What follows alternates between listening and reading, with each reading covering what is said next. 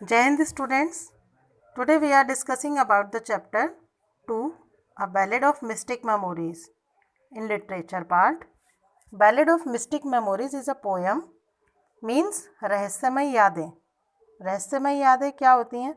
जब हम कभी कोई घूमने जाते हैं तो अलग अलग तरह की मेमोरीज़ हमारे अंदर आ जाती हैं कि हम वहाँ घूमने गए थे, वहाँ हमने क्या क्या देखा, क्या क्या वहाँ पर हमारे साथ अच्छा हुआ, बुरा हुआ, मीन्स हर तरह की फीलिंग हमारे अंदर मेमोरीज़ के रूप में फीड हो जाती हैं.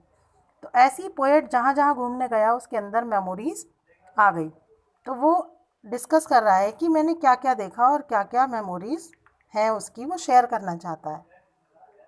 तो late us read the poem. जब हम इतिहास का अध्ययन करते हैं, यानी जब हम हिस्ट्री का जो है रीड करते हैं, पढ़ते हैं, तो कुछ कहानियाँ हमारी यादों में बनी रहती हैं. खासकर जब हम अपने मन की आँखों में, घटनाओं में, कल्पनाओं में सक्षम होते हैं.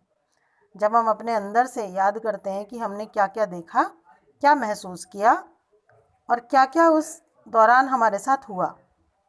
तो अब हम पढ़ते हैं कि उसके साथ क्या क्या हुआ.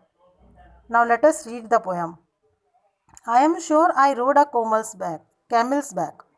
मुझे यकीन है कि मैं ऊँट पर उस पुराने सिल्क रोड के साथ ऊँट पर सवार था. सिल्क रोड मीन्स वो पुराना रास्ता जो कि 2nd सेंचुरी में उस रूट पर जाता था, यानी जो रेत का एक ऐसा सफ़र था जिस पर ऊँट पर बैठकर लोग यात्रा किया करते थे.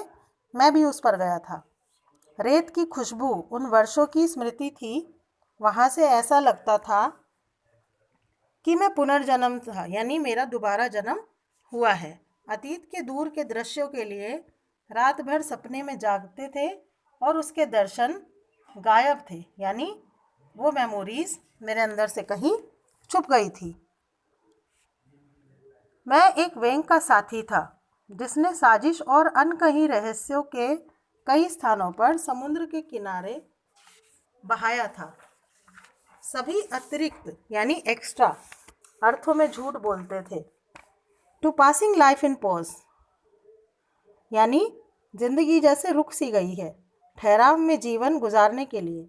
मुझे यकीन है कि मैं एक जिप्सी में जीवन जी रहा था, यानी एक गाड़ी में चल रहा था. अब लाइफ उसकी अलग अलग तरीके से गुजर रही है. पहले वो रेत पर चल रहा था, अब उसे लग रहा है कि वो जिप्सी में घूम रहा है. उनका संगीत मुझे चलता है. खुली हवा में डेरा डालना, यानी and campaigning in the open air where nature shares her show. खुली हवा में डेरा डालना जहाँ प्रकृति उसके शो को साझा करती है, यानी नेचर में बैठकर वो अपने जीवन को ईजिली जी पाता है. और अब मैं आंसू के निशान चलता हूँ, यानी मुझे वहाँ पर रोना भी आता है कि यहाँ के लोग कैसे जीवन अपना जी लेते हैं. मैं भी वहाँ था, उनके सिर के भीतर उनकी बातों को सुना, महसूस किया कि वो लोग क्या कर रहे हैं.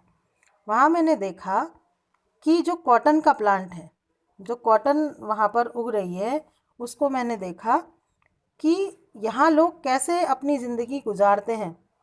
ऐसा लगता है जैसे वो एक पूरी बेल्ट है, वाइट कलर की पूरी एक बेल्ट है. जो कपास का पौधा होता है, यानी जो कॉटन प्लांट होता है, वो बिल्कुल रुई की तरह होता है और ऐसा लगता है जैसे सफ़ेद गद्दा हो. बाइबल बेल्ट में आदमी से डरते हुए गर्मी के मौसम में कैसा महसूस हुआ होगा इन लोगों को जब ये लोग गर्मी में कॉटन को निकालते हैं. मुझे लगता है कि मैंने 1000 जीवन जीते हैं. तिल कभी भी फैक्ट के रूप में साबित नहीं होता जब तक कि आपने उसी के बारे में नोट नहीं किया. और एल्ब्रीज को साझा करना पसंद करते हैं.